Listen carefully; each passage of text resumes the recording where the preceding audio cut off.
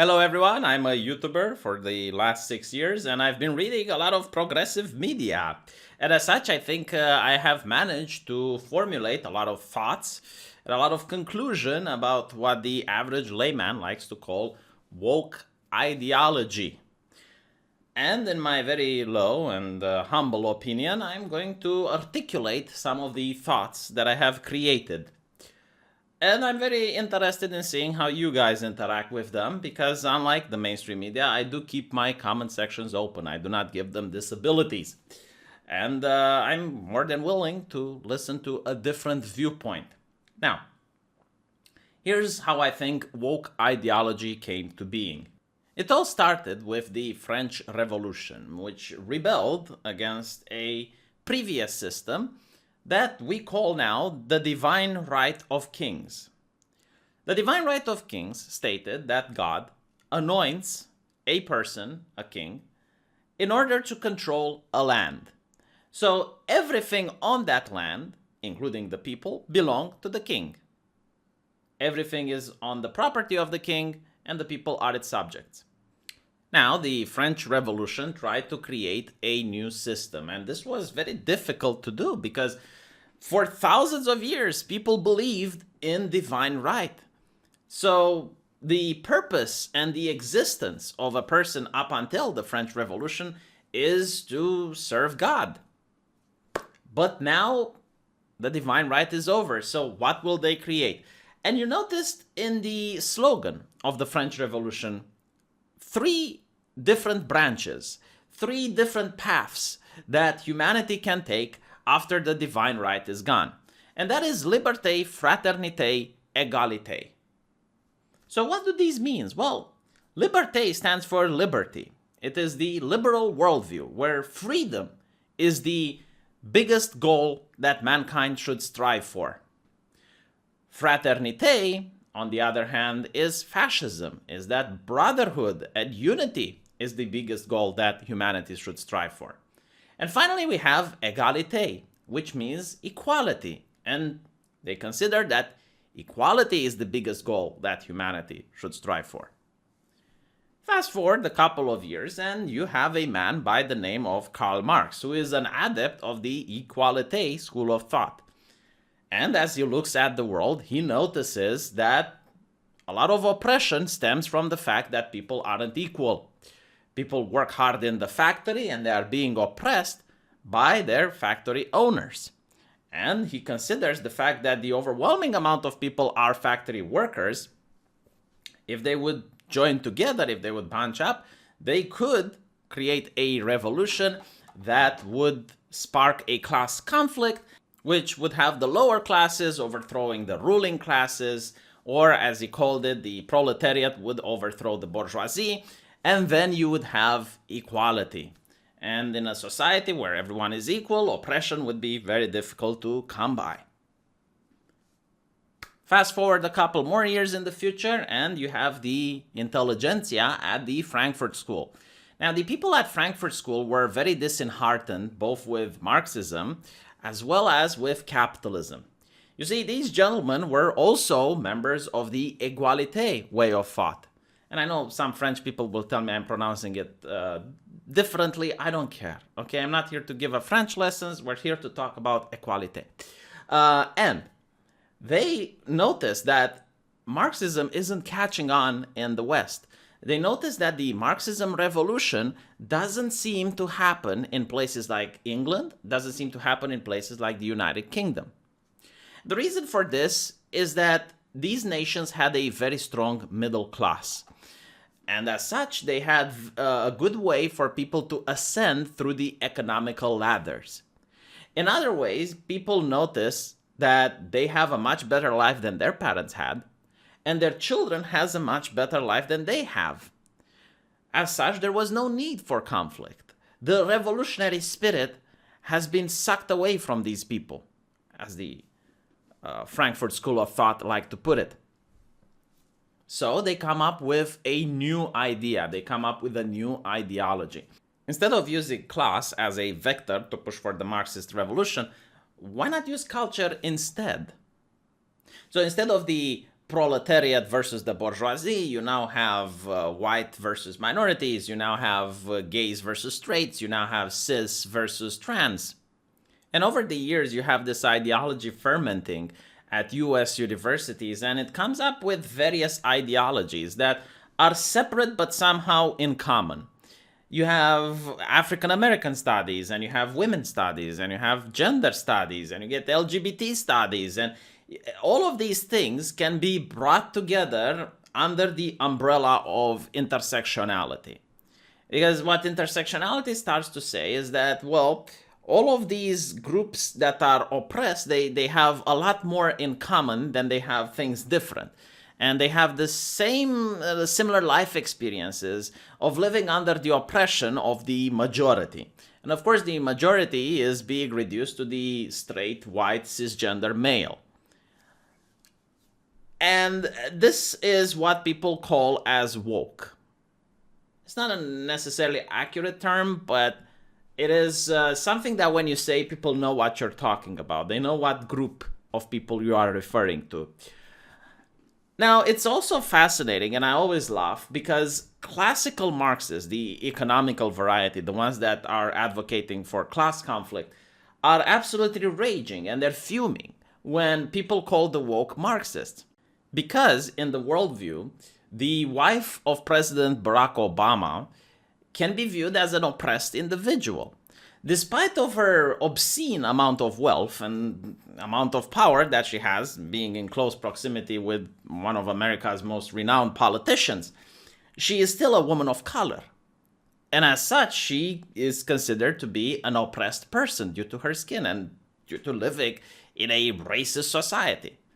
A classical Marxist just cannot compute. He will not understand this concept, especially when you look at a lot of actors and a lot of wealthy millionaires that consider themselves to be part of the oppressed. For a Marxist, a classical one, a person that's oppressed is a person of the lower classes, a person that is either doing hard labor or a person that is being subjugated by a corporation. However, for the woke, those people that are being subjugated and oppressed, they can have white privilege. And as such, they have a much unfair advantage than a person like the wife of Barack Obama. And to me, this little contradiction is quite hilarious, but you will notice why a lot of people are upset when you call the woke Marxists. As such, the correct term would be neo-Marxists, because in the end, they both want the same thing. They want an anarchic society where everyone is equal. But the tactics that they're using, the road that they want to take in order to reach to that point, is fundamentally different. Now, let's talk a little bit about this woke ideology, which I find it very amusing because it is one of the most racist ideologies that is being promoted today, and it is being promoted allegedly to end racism. It's almost like trying to maintain your virginity while sleeping with the entire football team. Doesn't really make sense. So let's analyze a couple of the things that I have issues with, and maybe some woke people can respond to me how they rationalize these issues, because that would be very interesting.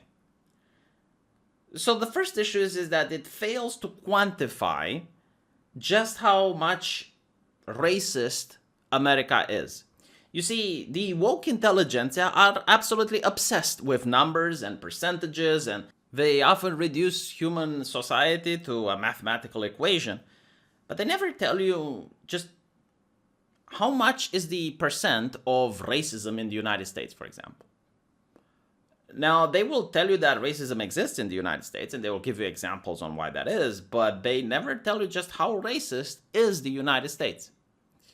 And the reason that it's important to know just how racist is the United States is because you need that information if you want to end the problem. The idea is that, let's say today you implement a couple of policies and solutions, and you want over 4 or 5 years to look back and see if the percentage has remained the same, if it has decreased, or if it has increased. If it has remained the same, then, well, your solutions didn't really affect anything. If it has increased, then it means that your solutions were awful. But if it has decreased, then it means that you are onto something and you need to keep promoting further solutions on similar issues. It's pretty much what governments do if they want to, let's say, reduce the number of breast cancers in society. They will have a couple of breast cancer awareness commercials on television. Maybe they will send some doctors to universities or high schools and teach women how to check themselves. And then after a couple of years, they will compare the number of cases of breast cancers that existed when they started the campaign with the numbers of breast cancers in the present. And if the number has lowered, then their campaign was successful. So that's one of the main things that people who champion this type of ideology fail to do, to quantify the problem. For example, Princeton University, which had a very progressive dean at the helm, and he fought against racism for years with his policies. Did the number of racism at Princeton University went down or went up? Another interesting thing about woke ideology is the racism of the ideology. And the reason I say that the ideology is racist as fuck is because it's one of the only ideologies that's being promoted on the mainstream which associates race with culture. In other words, when they talk about whiteness, believe it or not, they're not actually talking about white people, but they're talking about white culture. In other words, they believe that if a group of people who share the same skin color create something, then that is part of their culture and they associate that with race. Notice how they also say white without making a distinction between Polish people, Russians, Romanians, British people, Americans. They don't care. All of a sudden, all of these races are just being thrown away into a large pot, and what a Romanian creates is just the same as what a German creates and is part of white culture, therefore it's whiteness. And they do it the same with other races, by the way. They do it the same with black folk. So for example, if someone from Zimbabwe comes up with a concept, it's pretty much similar like if an African American comes up with the concept. It's still now going to be part of blackness. Furthermore, they go around and they promote the version of blood and soil ideology. In other words, in Canada, a lot of people go at universities and they do this very bland, very bizarre apology that they live on stolen land. Even though they don't really want to do anything about it, like if you live on stolen land, then just get the fuck out. Like, what are you doing there? It's like someone coming into my house and claiming that they're on private property. It's like, yeah, I don't care about what you're claiming. Just get the fuck out. But the idea is not to actually come up with solutions. And it also ignores the fact that nations aren't tied to blood and soil anymore in our day and age. And most nations have been built on conquering. You have, throughout human history, the idea that if you can't defend something, then it's not yours. Most nations around the world were formed through conflict. Land cannot be stolen, except by communists through nationalization. It can be conquered. Romania, for example, used to belong to a people called the Dacians. The Dacians got conquered by the Romans, and through the mixed marriages between Romans and Dacians, you have Romanians. Furthermore, right now in Romania, you have a lot of people that have ethnicity that can be traced to Goth, Ostrogoths, Hungarians, Tatars, Turks. If we were to believe in the ideology of the woke, then those people are on stolen lands because they came to Romania by force. They conquered parts of it, territories. Now, Romanians did fight them off and fought them back, but some of them remained. There were a lot of mixed marriages and whatnot, so I guess they should apologize and realize that they're on stolen land, right? It's a good thing I'm not part of a woke ideology that would believe something so horrible. Because then I would have to be really upset with the Russians, which brought the oppression of communism upon my people. And my people suffered a lot of brutality because of it. But, one of the reasons why Romania is a lot poorer, and in fact, Eastern Europe is a lot poorer than Western Europe, because we had the benefit of communism and equality. But anyway, that's the main problem is like trying to fix racism with racism. They actually aspire culture to race, which is why they came up with the concept of cultural appropriation. Like, what is cultural appropriation? It's because some person, like some Asian, let's say, back in the day, discovered a food by mixing certain ingredients, moving his hands and taking some ingredients and putting them in a pot and created something. Now, apparently, because he did that, the intellectual property of his mixing and matching of various ingredients now belong to the Asian race. And if you cook the same food, well, you're now guilty of cultural appropriation. The same goes with clothing, it seems. So if someone designed a cloth in a specific fashion, and then a lot more people of the same race did it, well, now it belongs to the race. So it's like an intellectual property that is assigned to the racial group. Does this make sense for normal people? Because apparently it's something very bizarre if you do. I mean, even the mainstream media writes about it if you dress the wrong way. Notice how this ideology goes against human rights, basically, because according to human rights, you have the freedom of expression, so you're allowed to dress however the fuck you want. But apparently not. Apparently you're offending now. Even though they're never polling the actual race of people and to see just how many are offended. But anyway, that's neither here nor there. So that is the second question. How can you end race with racism? And don't even get me started with the fact that you changed the definition of what racism is. If the Nazis were to change the definition of what racism is, that wouldn't make it any less racist now with it. Fucking hell. You know, if only the Nazis would have had their academics change the definition of what death camps are. And then it would have been fine, right? Like, how can you even, like, rationalize that shit? If I go into my house to that old dictionary that's printed in paper from 10 years ago, you will find the definition of racism.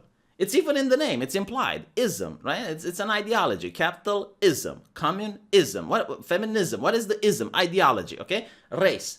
So an ideology which has race at its core. That's what racism is, when you view the world through the prism of race. This is, by the way, why a lot of woke people are at the core level upset with Martin Luther King. There was a losing moment back in 2016, I remember, when Tumblr existed, when people took quotes from MLK and put it on Tumblr without linking it to MLK. Those quotes were considered racist. And I really thought about, like, why is that? Why is that a thing? And then it came to me. Martin Luther King was definitely not an anti-racist by their definition. He was a person that wanted people to be judged based on the content of their character, not their skin color. Martin Luther King cared about the individual. These people care about the masses. And Martin Luther King managed to get what he wanted done through peaceful means. I have a feeling that the woke ideologists wanted Malcolm X to win. They wanted violence. They wanted that revolution in order to create the equality, the anarchy required in order to bring forth socialism. So they really didn't like it when MLK managed to have his way. That's my personal opinion. And I genuinely think that the foot soldiers, so not the people at the academia, but the ones on Tumblr that do not have a firm grasp of the ideology and its principles, but they instinctively know enough in order to go with the mob and grab their pitchforks. Yeah, I think they somehow knew that MLK is not their ally, and that's why they don't like his quotes. It's just my personal opinion. Yeah, it's a good question though. Like, why don't they like MLK's quotes? They prefer other people like Bell Hooks instead of MLK. But anyway, let's go to something else that I noticed. One of the things that woke people are pushing for is consequentialism. And this is a very fascinating thing. So let's say you go to a school where you have blue people and red people. Put it like that. And you ask them a question. You're asking them, like, how much is 2 plus 2? And let's say 100% of blue people answer correctly, but 70% of red people answer incorrectly.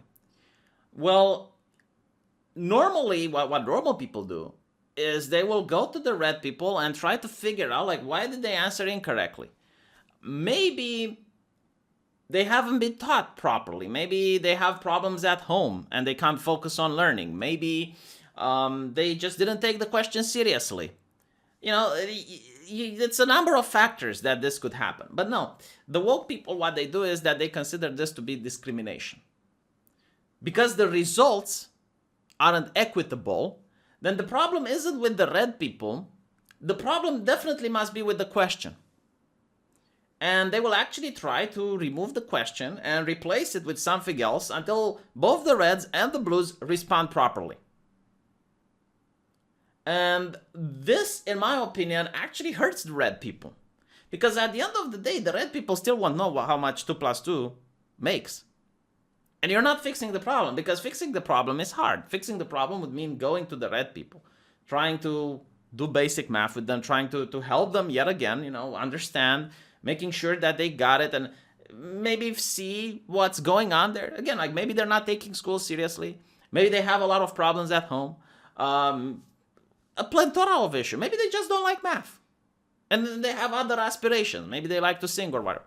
But no, because if you do that, then it means that you're assuming that blue and red aren't equal, and therefore you're a racist. So the correct thing to do is to not even have this conversation and just making sure that you change the question until both blue and red answers equally. I'm not sure this is a good way of running society, because other nations, which might compete against yours, will definitely make sure that the red people get how much 2 plus 2 is. Like they will make sure that, yeah, they bring those red people up to speed. They're not going to give them easier questions until everyone can answer. But anyway, you know, that's just my take. Another facet of the racist ideology, which is a contradiction in and of itself, is the thing where people like Robin DiAngelo is claiming, and she says that all white people are racist. Now, the problem is that what exactly is white? I mean, how much percentage of white is actually white? So you get someone like Beyonce, and apparently Beyonce traced her heritage and found out that she is a descendant from a slave owner. So is she white or black? Well, we don't know. I mean, does that make her a little bit racist? How does that work? Like, if I have a kid with a black woman, is my kid half racist? Anyway, those are, you know, like the percentage people that are very good with math and studies in any other factor. Like, here is a little bit of a black hole. We don't know. Okay, fine. Maybe if you eyeball it, like if it's, whatever. The second thing is like, okay, if all white people are racist, then what's the point for white people to try to stop being racist? Because by the definition, you said that they are, like if all X are Y, you can't get X to stop being Y. Because if X stops being Y, logically speaking, he would not be X anymore. And by using your definition, which I disagree with, by the way, but by using your definition would mean that if you are anti-racist, you are anti-white by definition. Because if all white people are racist, like this is your assumption, then being anti-racist means you're anti-white. I mean, then again, if you look at it the way they perceive it, that they don't perceive it as a race, they perceive it as a culture, then it might make sense. It's like all Caucasian people are part of capitalist culture, and they would like being against like everyone needs to be against capitalism, so Caucasians have to be against capital. I think like this is actually how they try to rephrase it, but like hire me as an academic and I'll just try to do a better job at it in order to make some logical sense, because what you're saying is complete nonsense. Like it doesn't make any sense. If you're saying that all people have a characteristic, then if someone doesn't have the characteristic, they're not part of the group of people. Fuck, why don't they teach logic at school? It's not that difficult. But anyway, telling people that they see no race is colorblind racism. So people like Martin Luther King, who wants people to be judged by the basis of their character rather than their skill color, is a colorblind racist. When I grew up, corporal punishment was being done in my socialist school. The teacher had like this massive ruler, a beast to behold. I guess maybe it was just a normal ruler, but I was a kid. I was like very small. From the size difference, it looked like that thing was massive. It looked like it's the rod from God. Like God himself gave that ruler to the teacher. And it was very strong as well. I mean, if you try to bend it, you probably wouldn't be able to. I don't know what that thing was made of. And the teacher would have you hand your palm like this. Okay? And she had like a lot of satisfaction. She would lift it up into the heaven, and it came crashing down into your palm like Lucifer when he was casted out.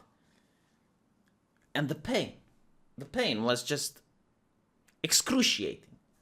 And you also add the psychological thing, the humiliation, because she would do it in front of the class. And that teacher had a lot of satisfaction when she would punish us. But there was one crime which, if you have been caught, the wrath of the teacher would increase tenfold. Do you know what the crime was? Writing with your left hand. I never knew why that was a thing that was being punishable offense, but writing with your left hand was very bad. I don't know, maybe it was because of equality, like everyone needs to conform, therefore everyone needs to write with their right hand. I can't express it. I don't know, I'm pretty sure there might be a reason, but to me at the time it seemed very irrational.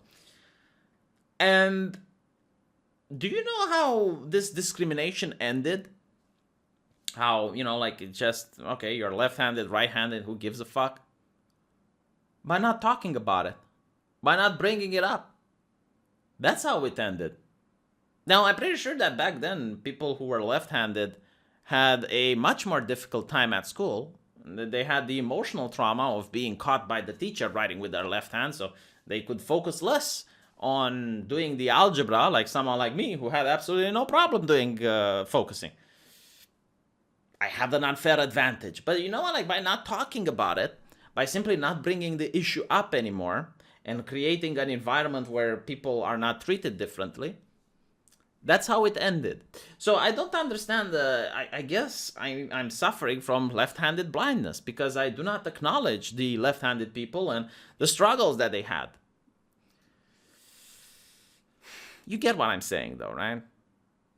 I mean, I suppose I should be upset about the Russians who brought communism into the country and ruined Romania's economy. And now the Russians should check their privilege, huh? Or maybe the Turks, because they had the Ottoman Empire coming here. Here's another thing that's very interesting about woke ideology, speaking of it. The collective punishment, as well as the blood guilt. So the collective punishment is very interesting because they care about the masses. We consider collective punishment to be unfair. This is why when you had the terrorist attack in France, you had a lot of journalists just instantly coming on, like literally before the bodies were cold. You could use a thermometer and it would still register. And they would say, the biggest thing that's going to happen here and the worst crime of all is the innocent Muslims that are going to suffer prejudice because of that. Right? So it's not fair to stereotype. It's not fair to be prejudiced. It's not okay. But then it's like all white people have privilege. A couple of Trump supporters entered the Capitol. All Trump supporters are insurrectionists. Or at least a huge chunk of them, even the ones that didn't enter the Capitol. All men are rapists. All police, all cops are bastards. Like all these broad generalizations. It's just like massive, right? Because guilt by association. Some cops did something bad. All the cops are bad. And they rationalize it. I'm pretty sure they have like an ideological wheel that turns in their head, which tells them, it's like, blood guilt. Yeah, that one is very interesting. Blood guilt actually exists in some countries. It's a horrible form of punishment. Used to exist in ancient Korea. I'm pretty sure they might still exist in North Korea right now. Like if one person tries to run away from Korea, then his entire family is punished. But I guess even the people in North Korea, like they have some decency in applying this punishment. Like they're not going to punish you for 6 or 7 generations down the line. Like it ends somewhere, usually with the people that are alive. So the idea is like if someone commits a crime, right, their entire family gets punished. Now, when the woke talk about slavery, they blame all white people for it. So, for example, me from Romania, who hasn't enslaved anyone, I'm still guilty. I mean, even if I live in Eastern Europe and the Atlantic slave trade just failed to come this way in this part of the world, because the Atlantic is not over here, but the very fact that my skin color is the same, like a slave trader, and it's the same with the blacks. Like all of them, they're being considered oppressed because of slavery. But if you have like a descendant of a black slaver that actually goes in the United States now, he will also be considered. Why? Because groups of people just eyeballing it. Oh, the skin color. Like, no research required. None whatsoever. So yeah, you can actually have, because a lot of people in Africa who happen to be on the coast, they made a lot of money by trading slaves, both to the Europeans as well as to the Muslims at the time. Yeah, the Islamic slave trade actually rivaled, if it wasn't actually bigger than the European. And these were black people doing it, right? So if one of the ancestors of those black people goes into the United States, they will be considered a victim. They will be considered a member of the oppressed because of slavery. So even if his ancestors didn't suffer from it, they look at the skin color, And meanwhile, someone like me, who didn't partake in it, and my ancestors didn't partake in it. And then it's like the whole idea of like being responsible for what your ancestors did. That is just so bizarre. So if your father would have been a drug dealer, does that mean you should go to prison as well? What about like appraisal for what your ancestors did? Like if your great-great-great-grandfather discovered penicillin, should you receive the same credit? Like, should people still clap and applaud when you walk on the streets, even though you haven't even gone to med school and you don't understand anything? What is with like this transitioning of things that people before us did? I mean, should, like your great-great-great-grandkid be punished for the fact that you're eating meat today? Like, where do we draw the line? Like, what is this nonsense? I mean, even in my country, when the communism regime ended, and as I mentioned, you can't steal land unless you're a communist, the state gave the land back to people, but you still had to prove that it was your land to begin with. So you had to find some paperwork, you had to find something to prove that that particular land used to belong in your family, and then the communists took it, and then you can get that and only that land back. Like, that's what it makes sense, right? That's what reparation means, because that used to be in your family, and it would have still been in your family if it wasn't for the commies.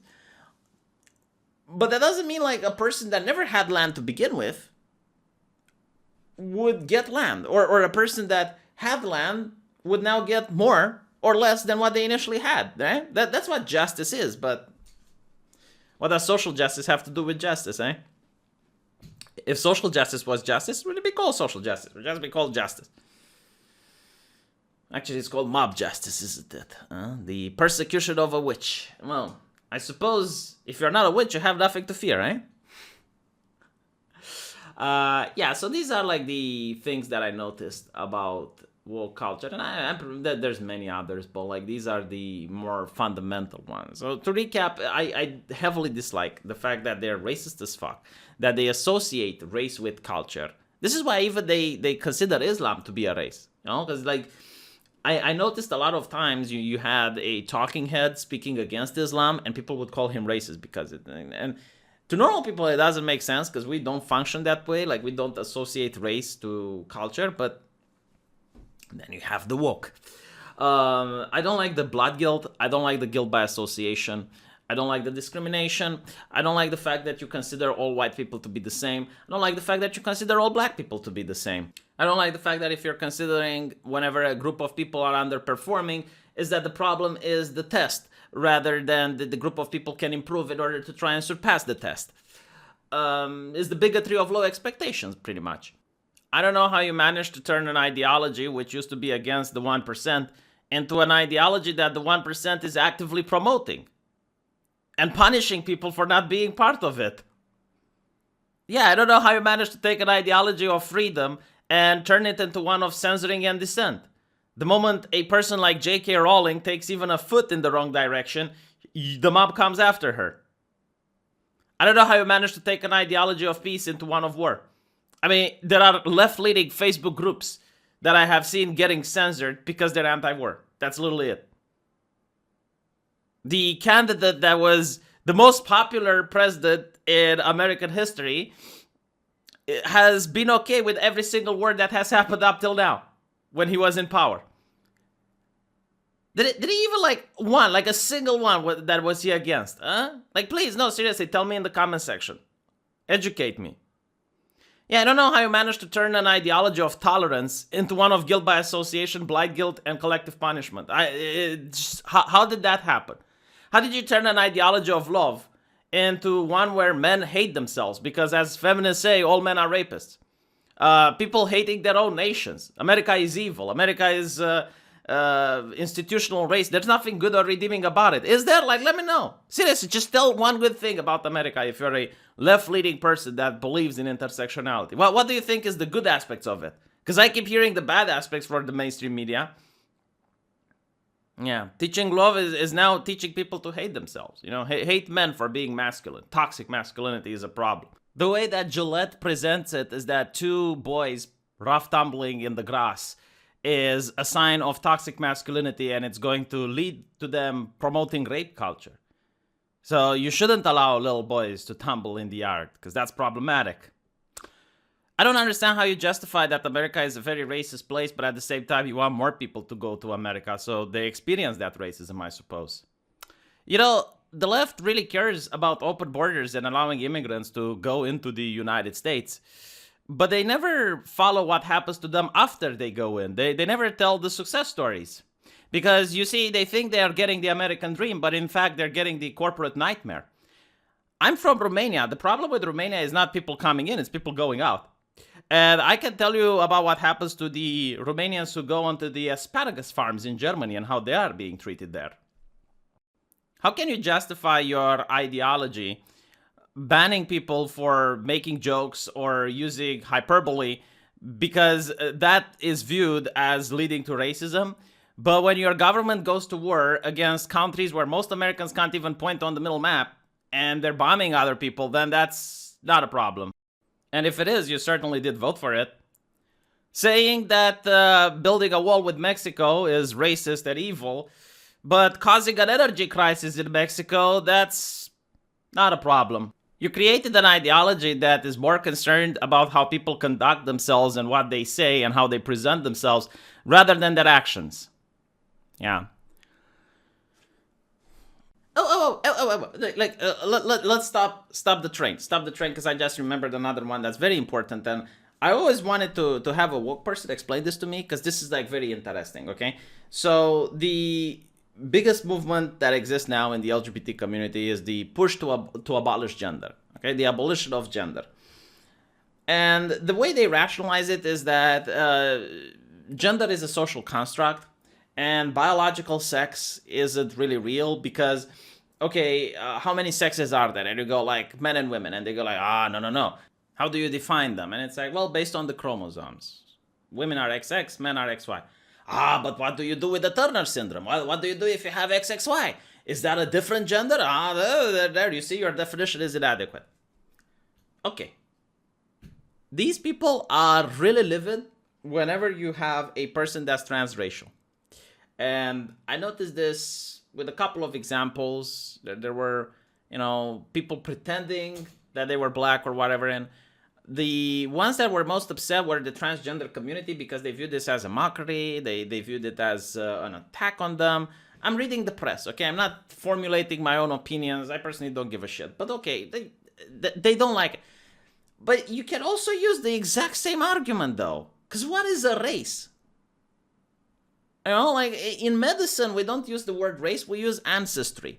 I mean, Elizabeth Warren, who claims that she is an American Indian, proved that, one in her ancestry, one person in her ancestry was apparently American Indian. So why can't she claim that she's American Indian? Because without that marriage without that person that in her ancestry, even if it's just one, even if she's like 0.0.1%, I don't know like the actual number, but even if she's that, without that, she wouldn't exist. So, like, for example, if a person, let's say, has, let's say like me, if I have a single Greek person in my heritage, can I call myself Greek? Well, what if I find out that, I got like some African blood, a couple of hundreds of years in the past? Can I call myself black? Like, why not? What is race? Okay, let's have the same conversation like you have it about gender. Let's have it about race. Why can't you use it? Why are you so insisting on gender abolitionism, but you're not insisting on race abolitionism? Like, wouldn't race abolitionism be a good thing? Like, wouldn't that actually solve the problem of racism? And they will say, like, no, because of historical reasons, you would be hurting the minorities who have suffered under oppression. But then you can also make the same argument for gender. It's like, well, yeah, but you're also hurting women who have suffered under historical oppression if you abolish gender. This is why they try to cancel J.K. Rowling's. And I say tries because she actually, despite the fact that she's an oppressed woman, she is very rich and wealthy. So, wealth trumps everything. But it's because she said that men can't have uteruses. So they called her a TERF in order to get her to shut the fuck up. Like, stop bringing up these inconsistencies. No, but seriously, like, why do you want to abolish gender, but you don't want to abolish race? That's another important thing. Because the same argument you make for gender with the chromosomes is the same argument you can make for race with the ancestry.